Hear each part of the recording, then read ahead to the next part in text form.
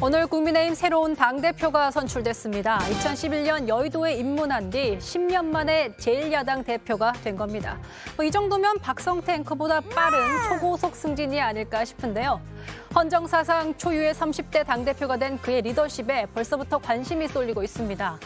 당면한 과제는 많지만 그중에서도 내년에 있을 대통령 선거는 스스로도 지상 과제로 꼽았습니다. 공존과 공정 경쟁을 일성으로 내놓은 신임 대표. 덕분에 다양한 주자들에게 기회가 생긴 듯한데요.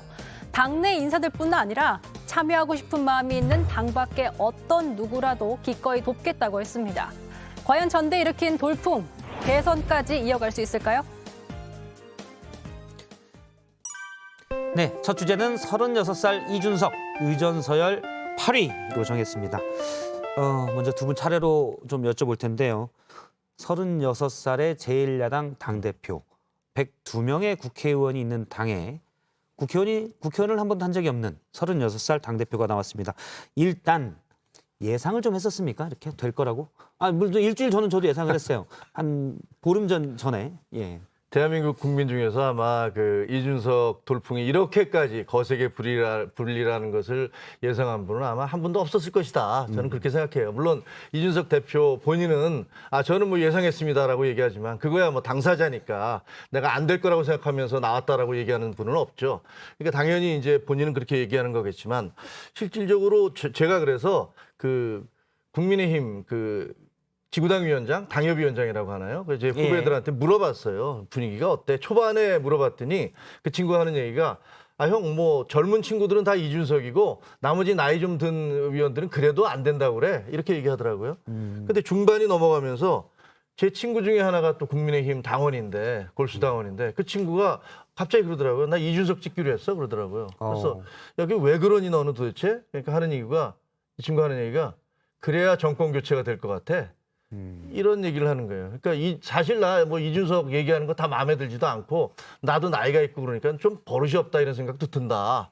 그럼에도 불구하고 이준석을 뽑아야 정권 교체가 될 것 같은, 그래야지 당이 변화가 올 것 같은 그런 생각이 든다. 그래서 이준석 찍었고 심지어는 내가 후원금도 보냈다 그러더라고요. 제가 이준석 대표가 당대표 선거 출마하기 전에 같이 방송을 한번 했어요. 예. 물어봤습니다. 진짜 나갈 거냐.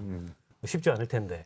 근데 그때 제가 받은 느낌은 본인도 나간다고는 했지만 자신은 못하는 상태였어요. 왜냐하면 저 당의 룰이 당원들이 70%를 선택을 하고 30%를 여론조사에 맡기는 것이기 때문에 아무래도 다른 중진들에 비해서 당원 기반이 약하잖아요. 그렇죠. 그 점을 본인도 상당히 의식하고 있는 것 같았고 룰이 바뀌면 자신 있는데 이런 얘기를 했어요. 근데 막상 선거에 들어가 보니까 지금 말씀하셨던 저 당의 당원들뿐만 아니라 정치 변화를 바라는 국민들의 일종의 전략적 선택이 작용하면서 바람이 불기 시작했잖아요. 예. 그때부터 본인도 탄력을 받은 것 같고 1차 경선이 끝나고 나서는 저는 거의 확신하는 단계에 들어섰다고 생각하고 많은 국민들도 그렇게 들어섰고 선거에 밴드웨건 효과라는 게 있지 않습니까? 결국 앞서가는 사람한테 쏠리게 돼 있는 그 효과가 더 커지면서 이런 놀라운 결과가 나온 것 같습니다. 그렇죠. 예, 일단 두 분 다 분석을 보면 이런 부분들이 있습니다. 전략적 선택이다라는 부분들이 있는데 어쨌든 약간은 합쳐져 있는 의사겠지만 어떤 이젠 변화가 필요해. 정치의 낡은 틀을 깨야 돼. 이준석 대표가 잘할 거야라는 생각이 있을 것이고 한쪽에서는 국민의힘 당원들 쪽에서는 말씀하신 대로 정권 교체를 하려면 이준석이 싫어도 당대표가 돼야 돼. 이건 어떻게 보면 좀 섞여 있겠지만 또 둘은 완전히 다른 얘기거든요. 그러니까 만약에 후자라면 전략적 선택에 더 무게가 심었다면 과연 변화를 만들어낼 수 있을까라는 의문도 좀 들고요. 근데 일단 그런 것 같아요. 이준석 대표가 이제 대표가 되셨으니까 지지를 받는 게 20대, 30대로부터 전폭적인 지지를 받고 있잖아요. 그리고 중도층으로부터 많은 지지를 받고 있는데 거기가 가장 국민의힘이 가장 취약이었던 그런 유권자층이란 말이에요.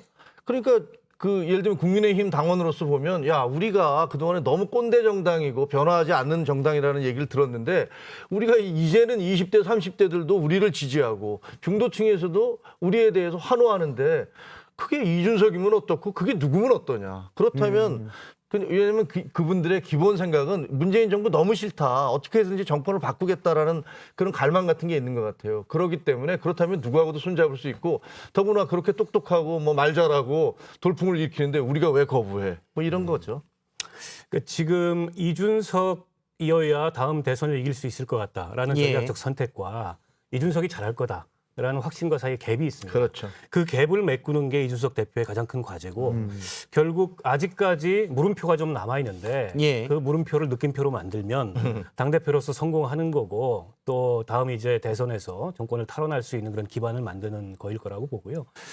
다만 이제 보수 지금 지지자들의 어떤 간절함이랄까 예. 이런 게 이번 선거에 좀 엿보인 것 같아요. 물론 보수 진보 뭐 중도를 다 떠나서 기성 정치가 좀 크게 바뀌어야 된다. 이런 국민들의 의식도 또 국민들의 판단도 이번 선거 결과에 저는 예. 자리하고 있지만 특히나 지난 이제 4년 동안 박근혜 정권 탄핵 이후에 움츠러들고 숨죽여 있던 보수 혹은 중도층 지지자들이 이준석이라는 인물을 매개로 이 문재인 정부의 여러 가지 지금 뭐 문제점이나 한계나 이런 것들을 심판해야 되겠다. 이런 열망이 결집돼서 이번 결과를 낳았다고 보고 이런 게 쉽게 없어지지 않거든요. 예. 그래서 아마 이준석 당대표가 연령은 젊지만 정치 경험이 10년이에요. 맞습니다. 저도 딱 10년인데 저랑 정치 경험이 같거든요. 아, 그렇군요. 그러니까 저 당내에서 그 흔한 비례대표 한 번 못 받고 강남 같은 노른자위의 공천 한 번 못 받고 외곽을 돌면서 아웃사이더로 자기 힘으로 치고 여기까지 올라왔단 말이죠. 때문에 저 내공이나 이런 게 간단치 않다. 맞아요. 그래서 저걸 갖다가 특히나 여당 쪽에서 쉽게 보면 저는 큰 코 다칠 수 있다. 이렇게 생각합니다. 두 분이 이제 생각이 비슷하시니까 이어지지가 잘 않으니까 제가 이제 싸우질 않아서 제가 그래요? 좀 여쭤보고 해야 되겠을 것 같습니다. 정리하면 그런 것 같네요. 젊은 분들, 이건 나이가 젊은 분들이라기보다는 생각이 젊어서 뭔가 바꿔야 되는 분들이 이준석을 선택했고 변화의 바람이 이준석 선택하니 전략적으로 이번 대선에 이겨야 된다고 생각하는 국민의힘 당원들이 그 젊은 분들의 선택을 따라갔다. 이렇게 해석하면 되겠습니까? 그렇죠. 근데 어떻게 보면 뭐 제비 한 마리 온다고 그래서 봄이 오는 건 아니다라는 얘기를 하지만 예. 하지만 제비가 한 마리가 오면 그다음에 다른 제비들도 오게 된단 말이에요. 근데 사실 이거 굉장히 좀 슬픈 얘기지만 그 현상을 보면서 제가 586인데 아 이제 우리는 여기서 물러날 때가 됐구나. 사실 그런 생각을 하게 돼요. 예. 아 이게 그동안 586이 너무나 오랫동안 우리 사회에 어떻게 보면 뭐 386, 486, 586을 이렇게 변신해 가면서 우리 사회의 주도권을 행사해 왔는데 거기에 대해서 지금 이준석 현상이라는 것은 당신들이 한 게 뭐냐 도대체 우리 국가 사회를 위해서 얼마나 뭘 해주셨어요? 라고 지금 묻고 있는 거란 말이에요. 그 물으면서 이제 물러나 주실 때 안 됐습니까? 라고 얘기한다는 거죠. 그래서 사실은 한편으로 굉장히 기쁘고 대견하면서 한편으로는 상당히 찹찹하기도 하고 가슴 뜨끔하기도 하고 뭐 그런 심정이더라고요. 예. 이게 사실은 세대 교체라는 거는 이게 뭐 자연스럽게 되기보다 어떤 강렬한 도전이 있어야 되고 그렇죠. 혹은 아주 의식적인 권력 자원의 배분이 있어야 됩니다. 제가 이제 50이 조금 넘었는데 예. 제가 대학에 막 들어갈 무렵에 대한민국의 중위 연령이 26살이었어요. 네. 대한민국이 인구를 한 줄로 세웠을 때 가운데 연령이 26이었습니다. 지금 44살이 넘습니다. 예. 그만큼 사회가 늙었어요. 그러니까 과거의 20대들은 쉽게 그런 권력 자원에 접근할 수 있는 그런 기반이 있었습니다. 인구학적으로 다수였기 때문에. 맞아요. 지금은 훨씬 소수가 됐어요. 때문에 아주 의도적인 권력 자원의 배분이 필요한데 지금 우리 김 의원께서도 말씀하셨지만 이른바 586들의 시대가 너무 오래되고 있어요. 그렇죠. 그렇기 때문에 저런 도전도 쉽지 않았던 거고. 근데 그런 거에 과감히 도전하면서 기성세대의 압력으로부터 또 당차게 그걸 받아치면서 이번에 이제 이준석이 보였던 그런 면모가 새로운 바람을 저는 일으킨 거라고 보고 다만 과제는 있습니다. 예. 도전해서 어쨌든 당대표에 올랐는데 그럼 앞으로 지금 여전히 드리워져 있는 여러 가지 의문들이 있는데 예. 그에 대해서 제대로 된 결과를 낼 거냐. 만약 제대로 된 결과를 내지 못한다면 이게 또 한 번의 첫 전설의 태풍으로 그칠 수도 있는. 그러면 그거는 세대교체 전체에 부정적인 영향을 미칠 수도 있거든요. 어떻게 보면 지금 칼라리의 선거와 같은 그런 상황이라고 볼 수도 있어요. 일단 조금 뒤에 이제 그 과제도 좀 짚어볼 텐데요. 저희가 변화, 바람 계속 얘기를 하지만 구체적으로 그러면 우리 사회가 어떻게 바뀔까 또는 정치 구도가 어떻게 바뀔까? 요걸 한번 짚어보도록 하죠. 뭐 혹시 어떻게? 일단 저는 뭐 세대 교체는 피할 수 없는 그런 과제가 됐다고 보고요. 다만 이제 세대 교체라는 그 이름만으로 담을 수 없는 우리 사회의 구조적인 현실들이 아주 뭐 명백하게 있습니다. 예를 들어서 지금 비정규직 일자리 알바를 전전하는 청년들의 고통스러운 현실을 세대 교체라는 말 한마디로 담을 수 없어요. 예. 그러면 그런 현실의 문제를 실질적으로 개선하기 위한 새로운 정치가 등장을 해야 되고 그건 단지 세대 교체라는 구호로서뿐만이 아니라 정치 의제가 바뀌고 정치 철학이 바뀌고 정책이 바뀌고 얼굴들이 바뀌어야 된다는 거죠. 그러려면 기성세대들이 일정하게 자리를 내주면서 어떤 새로운 판을 설정을 해야 됩니다. 근데 기성세대들이 계속 버티면서 그런 새로운 판을 설정을 못하게 한다면 아마 국민의힘 내에서는 분란이 일어날 거고 민주당은 늙은 정당이라는 평가를 받을 거고 정의당도 그런 점에서 마찬가지 평가를 받을 수 있겠죠. 결국 세대교체 혹은 정치혁신이라는 그런 과제를 현실로 받아들이고 부단히 그런 방향으로 정치를 바꾸고자 하는 노력이 세대를 떠나서 좀 필요하다. 이게 첫 일단 번째일 거라고 봅니다. 앞서 이제 586이신 김종혁 센터장님은 나도 위기감을 느낀다라고 얘기하셨는데 뭐갈 때 되면 가셔야죠. 예, 멀지 않았어요. 왜 그래요? 저도 비슷해서. 예, 근데 일단은 그 전체 세대가 있지만 일단 엘리트 그룹, 특히 정치 엘리트 그룹의 세대 교체가 먼저 될 거라고 보시는군요. 예. 지금까지 사실 정치 엘리트 그룹의 세대 교체가 굉장히 늦었어요. 뒤쳐졌습니다. 과거 69년도에 71년 대통령 선거를 앞두고 그 신민당 대선 후보 경선에서 김영삼 대통령이 40대 기술론을 제기하면서 이게 이제 그야말로 힘으로 한번 내가 세대 교체를 해보겠다라는 도전 이후에 아마 처음 있는 도전인 것 같아요. 그 중간에 있었던 세대 교체들은 기성세대에 의해서 선택된 세대 교체였습니다. 어떻게 보면 수혈이었던 거죠. 예. 그런 면에서 이번 이제 이준석의 그 당대표 당선이 저는 정치사적으로 굉장히 의미가 있는 거라고 보고 앞으로 이런 도전이 훨씬 더 많아져야 되고 그런 도전을 배제하거나 거부하려는 기득권을 지키려는 그런 모습을 정치권이 보이는 순간 그야말로 그때부터 이제 국민들 눈에 적폐로 보이게 되는 거죠. 우리는 이렇게 어떻게 보면은 이게 불꽃 확 나오면서 이게 싸워야 되는데 상당 부분 동의할 수밖에 없는데요. 예. 근데 저는 또 어떤 생각이 드냐면 이번에 이제 그 국민의힘 당대표 경선을 보면서 좀 아쉬운 것은 세대 교체가 화두가 돼서 뭐 그런 부분들의 바람이 돌풍이 거세게 불었던 것 알겠어요. 그 좋은데 그러나 그 토론의 내용을 보면 사실은 좀 아쉬운 점이 많아요. 예를 들면 뭐 이게 젊다고 해서 뭐 되는 거야? 뭐 경륜이 있다고 해서 잘 됩니까? 뭐 이런 식의 얘기는 했지만 실질적으로 대한민국 사회가 지금 당면하고 있는 수많은 문제들이 있잖아요. 예를 들면 뭐 비정규직 문제 대표적으로 있을 수 있고 노동의 이중구조 같은 게 있잖아요. 예를 들면 10%의 조직화된 노동이 나머지 비정규직과 그 90%의 조직화되지 않은 노동자들을 착취하는 듯한 형태로 돼 있고 중소기업과 그 대기업 간의 어떤 그 갈등도 많고 사실은 그런 수많은 문제들에 대해서 이번 국민의힘 대선 경선 과정에서는 우리 당이 보수 정당으로서 이것을 어떻게 나가겠다는 그런 논의가 없었어요. 그래서 그건 좀 실망스러워요. 그래서 적어도 그런 부분까지 좀 더 있었다면 그러면 보수 정당의 어떤 제대뿐만이 아니라 이게 세대가 아닌 시대를 바꾸려는 그런 고민들을 하고 있구나라는 생각을 하게 됐을 텐데 그 부분이 상당히 부족했다. 그런 생각이 들어요. 하지만 그럼에도 불구하고 이런 식의 어떤 엘리트 교체가 필요하다는 부분들에서 저는 뭐 우리 총장님하고 상당히 생각이 같죠. 그러니까 그런 점에서 이준석 그 대표가 이 선거 과정에서 핵심적으로 제기했던 공정이라는 가치에 대해서 저는 조금 그 문제 지적을 하고 싶은 측면이 있습니다. 이를테면 공정이라는 건 굉장히 중요한 가치인 거죠. 근데 우리 사회는 엄연히 출발선이 다릅니다. 모두에게. 예를 들어서 구의역에서 스크린도어를 수리하다가 사망한 김군의 출발선과 방배동 조민양의 출발선은 현저하게 다른 거예요.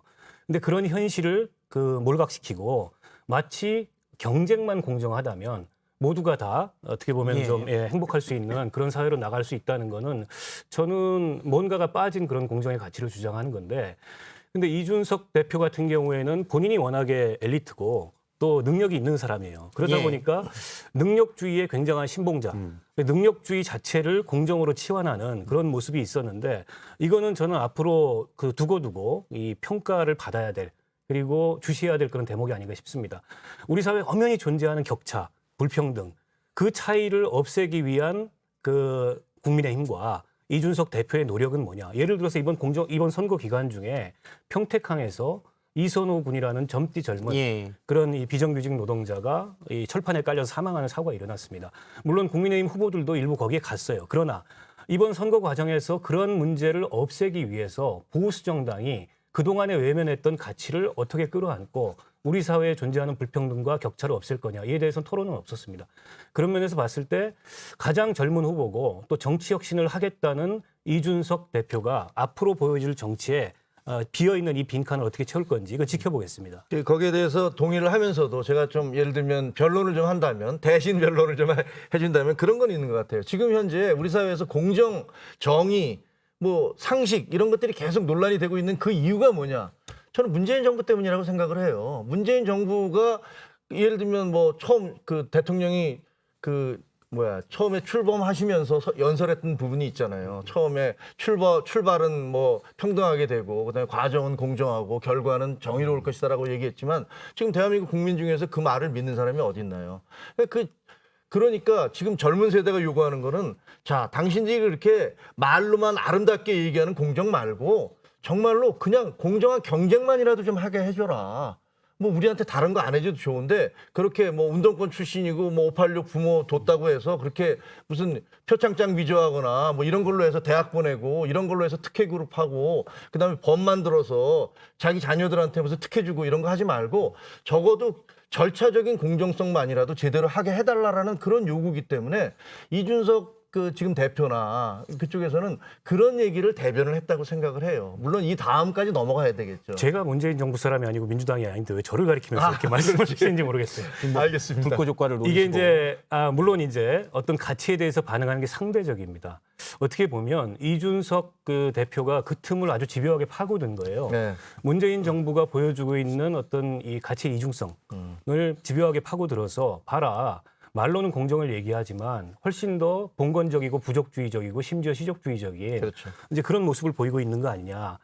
절차만이라도 공정하게 하는 것이 지금 시대의 공정이다. 이걸 파고든 거거든요. 그렇죠. 때문에 저는 지금 민주당이 굉장한 위기감을 느껴야 된다라고 생각을 하고 그러나 본질적으로 봤을 때 지금 한국 사회가 보이고 있는 이 격차와 불평등은 공정한 경쟁, 절차적 공정성이라는 말 한마디로 없어지지 않습니다. 맞아요. 제가 아까 말씀드렸던 그 출발선이 다른 문제, 이 출발선이 다른 문제를 해결하는 것은 그리고 결과의 평등까지를 포함한 공정을 만들어내는 것은 그러면 진보 정치의 과제이기만 하냐. 물론 철학적으로는 진보 정치에 가깝습니다. 그러나 보수가 바뀌려고 한다면 성안의 공정만 얘기해서는 안 된다는 거죠. 20%의 우리 사회에 능력 있는 사람들의 공정만 얘기해서는 안 되고 성 밖에 있는 80%까지도 공정할 수 있는 그 공정을 얘기해야 진짜 차별화가 되고 진짜 이 공정이 우리 시대의 화두로 자리매김할 수 있도록 하는데 지금까지 이준석 대표가 얘기했던 공정은 아무리 봐도 성안의 공정이고 그야말로 이 경쟁에서 살아남을 수 있을 만한 사람들의 공정이었다. 일단 누구는 리어카를 끌고 가고 누구는 할리 데이비슨을 타고 가는데 이 피니시 라인에 누가 먼저 오느냐가 공정한 게임은 아니잖아요. 그렇죠. 이준석 대표가 얘기한 거는 절차적 공정으로 최소한의 필수적 공정인 거고 충분 조건의 공정을 어떻게 만들어가느냐 숙제 이렇게 봐야 되겠네요. 뭐 그 부분에 대해서 저 동의를 하면서도 거기서 보수와 진보의 철학은 갈리는 것 같아요. 왜냐하면 보수의 입장에서는 기본적으로 태어나면서 서로 다르게 태어났다는 사실, 그런 차이가 있다는 사실 자체를 인정할 수밖에 없다라는 거거든요. 그리고 예를 들면 결과의 그 평등을 얘기하셨지만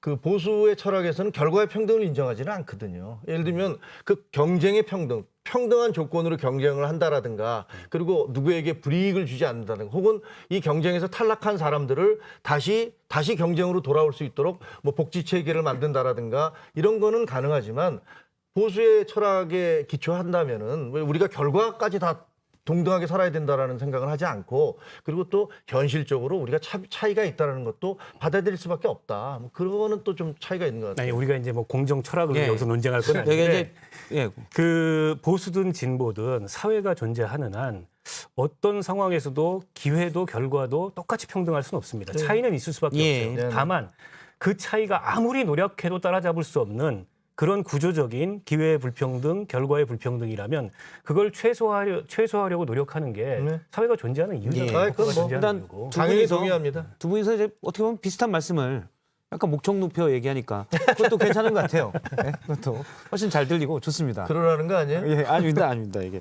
자, 그러면 사실 이준석 좀 더 현실적인 문제로 들어와서 이준석 대표의 선출이 이제 9달 앞으로 다가온 대선에는 어떤 영향을 미칠지 그런 거를 좀 알아보도록 하겠습니다. 일단 오늘 이준석 대표가 이 대선 관련해서 한 얘기가 있습니다.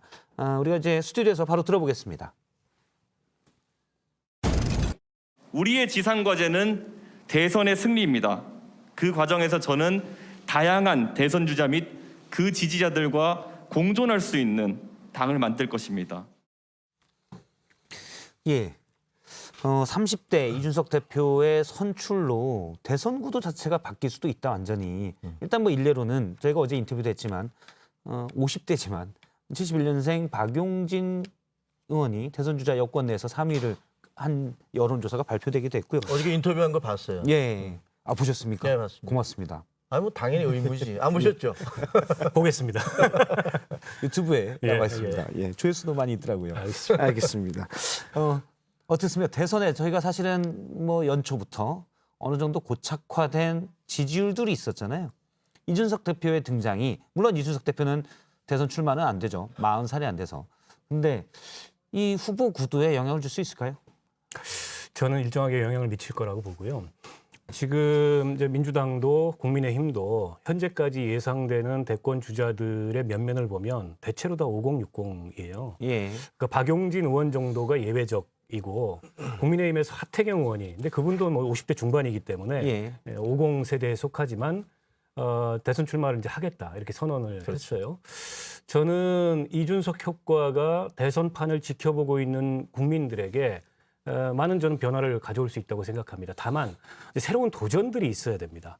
기존 판에서 좀 6070 되시는 분들이 좀 이렇게 탈락하거나 뒤처지거나 이런 현상들은 단기간에 나타날 수 있는데 변화가 없다면 그냥 이 판 그대로 흘러가는 거예요. 그러면 민주당에 있는 박용진 의원을 포함해서 그 이외에도 40대들이 많아요. 예. 더 도전적으로 더 과감하게 그렇게 나와야 되고 또 국민의힘도 마찬가지인 거죠. 정의당도 마찬가지입니다. 그러니까 정의당의 대선 후보 아직 가시화 안 됐지만 정의당의 대선 후보들도 뭐 저도 밖에서 이제 듣는 얘기는 어대심 아니냐. 어차피 대선 후보는 심상정 아니냐. 예. 이제 이런 평가를 받는데 그렇지 않다는 걸 보일 수 있어야 저는 이준석 효과가 국민의힘 내부의 작은 변화가 아니고 우리 정치를 크게 바꾸는 이런 큰 변화의 동력으로 작용할 수 있지 않겠나 생각합니다. 아니, 우리 박영수 총장님이 한번 선언하셔야 되는 거 아니에요? 제가 깊이 고민해 보겠습니다. 썰전 라이브의 시청률에 힘입어서. 예. 저희가 그러면 언제든지 불꽃 효과 있다가 제가 한번 표정만 좀 이렇게 해주시면 불꽃 효과를 제가 내도록 하겠습니다. 예. 지금 우리 총장님이 일정하게 영향을 미친다라고 하시는데 저는 아마 그보다 훨씬 더 커다랗게 심각하게 영향을 미칠 거다 이렇게 생각을 합니다. 왜냐하면 그 보수 정당이 지금까지 뭐였죠? 보수 정당은 수구, 꼴통, 꼰대 뭐 이런 얘기 이런 단어로 묘사돼 왔잖아요. 근데 지금 이준석이라는 이 36세 영선의 그 새로운 당대표가 내세운 것은 변화와 개혁이에요. 근데 변화와 개혁이라는 것은 지금까지 계속 진보의 어젠다였잖아요. 특히 민주당은 뭐 항상 입만 열면 뭐 우리 뭐 진보 개혁 세력이라고 얘기했지만 사실 지금 2030들이 얘기하는 건 그래서 무슨 진보와 개혁을 하셨습니까? 라고 얘기를 묻고 있는 건데 예. 여기서 보수 정당에서 야, 우리가 변화와 개혁을 하고 있고 그것을 몸으로 직접 보여주고 있다라는 거기 때문에 가장 크게는 민주당이 큰일 났고 그다음에 그거는 마찬가지로 정의당도 사실은 제가 보기에는 상당히 심각한 그런 위기 상황에 봉착할 것이다. 이렇게 생각을 하고요.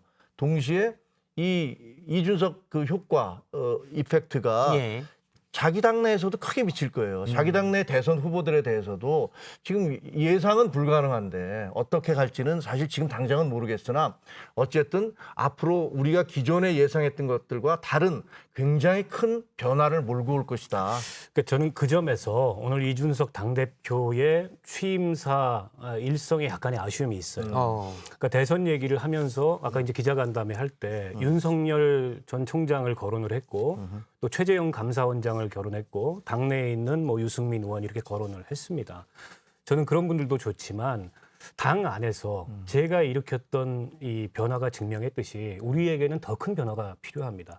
우리 당 안에 있는 젊은 정치인들이 더 과감하게 더 도전적으로 나서 주십시오. 이런 메시지를 냈다면 저는 훨씬 더 큰 이제 울림이 있었을 텐데 결국 그 36세의 영선 당대표가 내놓은 첫 메시지, 대선과 관련된 대표가 돼서 첫 메시지가 당 밖에 있는 이런 대선 주자들, 누구나 예상하고 있는 사람들을 거론한 것 정도에 그쳤다는 게 저는 좀 아쉽고, 그래서 이번 대선에 이준석 효과가 정말 대선판을 크게 바꾸려면 그냥 자연적으로 이 국민들의 민심이 바뀌어서 영향을 받는 것 이상의 도전이 있어야 된다는 거죠. 어느 당을 막론하고.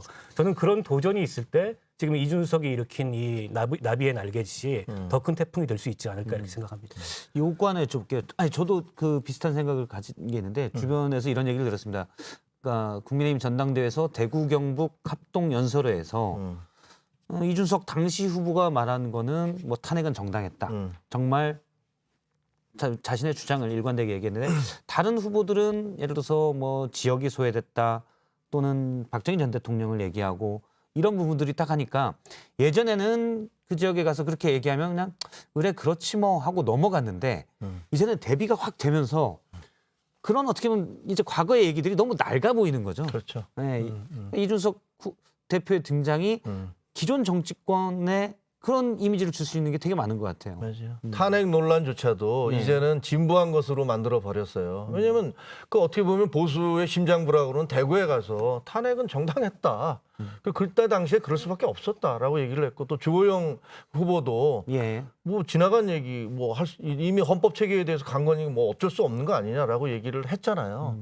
그래서 더 이상 뭐 이제는 그 탄핵을 문제를 가지고서 보수 내부에서 뭐 이렇게 갈등이 생기고 뭐 투쟁이 생기고 하는 것들도 상당 부분 뭐 전혀 완전히 없어지지는 않겠지만 상당 부분 수면 아래로 가라앉지 않겠느냐. 그런 면에서 이준석 효과라는 것이 굉장히 큰 하나의 강을 넘어갔다. 저는 이번 대구에서 이준석 대표의 연설을 보면서 같은 정치인으로서 근래에 찾아보기 어려운 명연설이었다 이렇게 오바마 평가합니다. 언급하면서요.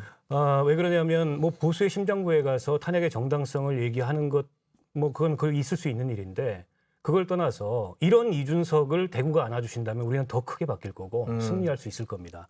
라고 대구 유권자들에게 정말 혁신의 필요성을 설득을 한 거예요. 근데 그게 먹힌 거죠. 그렇겠죠. 먹힌 거고 이번에 이제 당원 투표 결과를 보면 예상보다 뭐 나경원 후보가 1위를 하긴 했습니다만 차이가 얼마 안 났어요. 맞아요. 그거는 전통적인 어떤 대구 경북의 유권자들이 이준석이라는 당대표 후보의 메시지, 그 메시지가 가져올 어떤 변화와 혁신의 결과에 대해서 인정하고 그걸 받아들였다는 그렇죠. 겁니다. 예. 그럼으로써 이제 탄핵은 다 지나간 옛날 얘기가 됐고 맞아요. 그리고 좀 지난 얘기지만 광주에 가서 무슨 얘기를 했냐면 저는 한 번도 태어나면서 자라면서 광주 사태를 폭동이거나 사태라고 부른 적이 없는 세대입니다. 광주 민주화 운동을 예. 그렇기 때문에 광주가 갖고 있는 보수의 트라우마 있잖아요. 그건 뭐 전두환 노태우 정권의 후예라는 그렇죠. 그걸로부터 자유로운 제가 당대표가 됐을 때 예. 마찬가지로 우리 당이 크게 바뀌고 승리할 수 있는 기반이 만들어질 수 있지 않겠습니까? 이렇게 얘기를 하는데 정말 탁월한 전략을 저는 구사한 거라고 봅니다. 저는 사실 그런 부분들이 저도 두 분이 의견이 비슷하니까 저도 그냥 같이 껴서 얘기를 하게 되는데 우리 안 되는데 이거. 이상한데, 그냥 저도 사실 그런 부분들이 어떻게 보면 당연하고 상식적인 얘기들인데 예. 우리 정치권이 너무 그런 얘기들을 겁내하고 예. 뭐 지지층의 눈치를 보느라고 그렇죠. 그런 걸 못해온 측면이 너무 많았던 것 같아요. 그걸 젊은 혈기로 그러니까요. 혈기인지 용기인지 이준석 대표가 해왔고요. 이 얘기를 지금 잠깐 간단히 여쭤볼게요. 민주당에도 변화의 바람이 불 거라고 보십니까? 가능성 몇 % 정도로 보시나요? 당연히 불겠죠. 당연히 불겠고 예를 들면 당장의 이재명 후보 같은 경우는 예. 막 환영하면서 나오잖아요. 이 바람 환영한다. 왜냐? 상대적으로 굉장히 위기의식을 느낄 거라고 생각을 해요. 민주당 지지자들은. 야, 이거 정말로 유인태 전 의원께서 얘기하셨잖아요. 이대로 가면 이준석이 되면 우리는 뭐 선거 치르나 선거 마나다. 끝났다. 이렇게까지 얘기를 했고 민주당 쪽의 지지자들은 야, 이제 큰일 났구나라고 생각을 하고 그럼 어떻게 되겠어요? 야, 제일 센 유력한 사람에게 뭉치자라고 생각을 할 것 같아요. 그럼 당연히 그럼 이재명 후보 예. 입장에서는 이 현상이 자기한테 상당히 도움이 된다고 생각할 거예요. 그래서 아마 빈익빈 부익부처럼 확 갈라질 가능성이 있고 이재명 지지가 더 높아질 가능성이 있고 그다음에 아까 얘기했던 박용진 예. 그 의원처럼 새로운 바람으로 저것만으로는 안 돼. 이제 새로운 바람으로 갈래 하는 그런 목소리들이 나올 테니까. 그래서 민주당 내에서도 얼마나 부끄럽겠어요. 5명이서 성명을 냈는데 무슨 강성 지지자들이 막 비난글 하니까 그냥 들어가 버리고 말았잖아요. 그런 것들이 너무나 변화하는 계기가 될 거다. 그러니까 저는 좀 외람되고 죄송한 얘기지만 지금 대권 주자들 중에 60, 70 분들은 좀 앞으로 경쟁이 어려울 거다. 민주당 내에. 뭐 명백한 사실이라고 보고요. 70 세대면은 7연성도 들어가는 거죠. 아니 60대 70대를 말씀드립니다. 죄송합니다. 예. 60년생 70년생이 아니고 60대 70대 주자들은 아마 어려울 거다. 저한테 섭섭하다고 전화를 하셔도 어쩔 수 없습니다. 그러면 이제 앞서가고 있는 이재명 지사 이 밴드웨건 효과를 붙이려고 할 거고 네. 그런 차원에서 맥락은 다르지만 그 세대는 다르지만 정치권의 기성 정치 엘리트들하고 다른 면모를 가진 후보이기 때문에 이재명 후보가 부상한 거거든요. 그렇죠. 예. 그런 어떤 효과를 더 극대화시켜 나가려고 노력을 할 거고 지금 박용진 의원이 뒤쫓아가고 있는데 저는 박용진 의원을 조금 주목해 봤으면 좋겠어요. 그러나 박용진 의원한테 드리고 싶은 주문은 더 과감해야 된다. 더 과감하라. 더 도전적이어야 된다. 그래야 바뀔 수 있다. 저도 어제 박용진 의원을 주목해서 어제 인터뷰를 급하게 잡아서 했는데 더 강하게 하길 바랬는데 강하게 하진 않더라고요. 제가 끝나고 나서 더 강하게 하지 그랬어요라고 했더니 그럴 걸 그러시더라고요. 눈치 보고 있을 겁니다. 예, 아직은 좀 그런 것 아니 같습니다. 근데 그건 정의당도 마찬가지예요. 첫 번째 잠시만요. 저희가 두 번째 주제를 또 해야 돼서 네. 첫 번째 주제는 여기까지 하고